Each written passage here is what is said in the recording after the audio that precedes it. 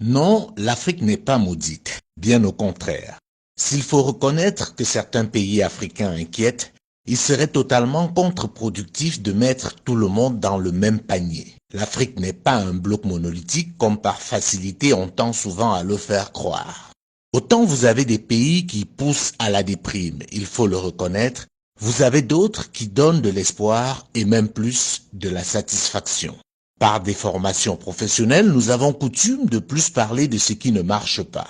Exceptionnellement dans cette chronique, nous voulons mettre en lumière ce qui marche. Commençons par un pays très peu connu dont on parle très rarement. Il s'agit du Botswana. C'est bien un pays africain, pourtant c'est une référence mondiale dans plusieurs domaines. D'abord, la démocratie. Depuis son indépendance, le Botswana n'a jamais connu de coup d'État. Les élections y sont organisées régulièrement et de manière totalement transparente et l'alternance est un acquis. C'est aussi pour cela que vous n'entendez pas beaucoup parler de ce pays, puisqu'il n'y a pas de contestation des élections, de guerre civile ou encore des dirigeants propriétaires des biens dits mal acquis en Occident. Les médias occidentaux qui arrosent et dominent l'Afrique n'en parlent pas vraiment. Ce n'est pas assez vendeur pour eux de montrer ce qui marche en Afrique. Pourtant, comme nous le disions plus tôt, le Botswana est une référence mondiale dans plusieurs domaines. Sur le plan économique, c'est le pays qui détient le record du monde du taux de croissance important et stable.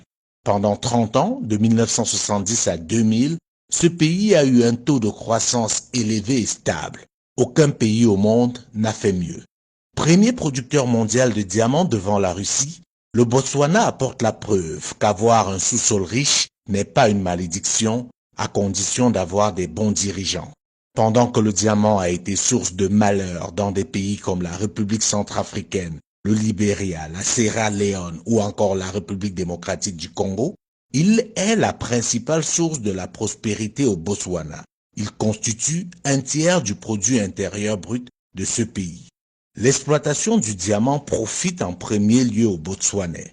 Le diamant du Botswana est aujourd'hui trié, taillé et vendu sur place. C'est le seul pays africain qui a réussi à imposer cela à ses partenaires.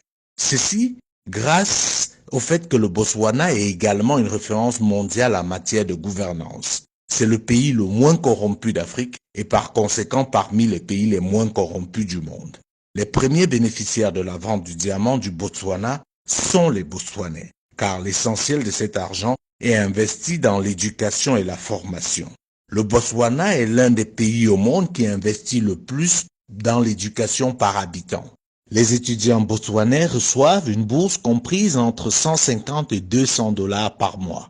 Pour les plus brillants d'entre eux, si leur filière n'existe pas dans les universités botswanaises déjà assez prestigieuses, l'État vous envoie vous former partout dans le monde sans que vous ne déboursiez le moindre frais. Sur le plan sanitaire, si l'épidémie du sida résiste, il faut noter que le Botswana est le premier pays africain à rendre les antirétroviraux gratuits. La principale raison du succès du Botswana, c'est le leadership. Ce pays a eu des dirigeants exceptionnels et d'un patriotisme agissant. Le premier d'entre eux, Seretse Khama, mérite qu'on le connaisse, qu'on parle plus de lui et qu'on lui donne le rôle de modèle.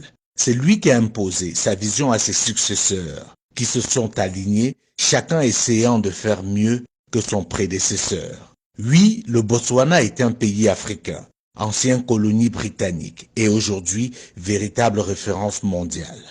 À côté du Botswana, on peut parler des pays comme l'île Maurice, le Cap-Vert, l'Éthiopie. Oui, l'Éthiopie, vous ne rêvez pas. Ce pays qui, il y a encore quelques années, était la honte du continent, dévasté par la famine, est devenu, grâce à ses leaders, une référence en Afrique et dans le monde. Bien entendu, dans cette liste, nous ne pouvons pas oublier de citer le Rwanda. Ces pays ont en commun le fait d'avoir eu à leur tête, à un moment donné de leur histoire, des dirigeants éclairés et soucieux de l'intérêt général. Ils ont aussi en commun le fait d'avoir su briser le lien colonial. Non, l'Afrique n'est pas maudite. Certains pays sont juste mal gérés du fait des dirigeants incompétents, complexés et corrompus. Malheureusement, ils sont encore très nombreux et par conséquent ternissent l'image de tout un continent, poussant certains Africains à la fatalité. Non, l'Afrique n'est pas maudite. Pour vous en convaincre, je vous invite à découvrir le Botswana.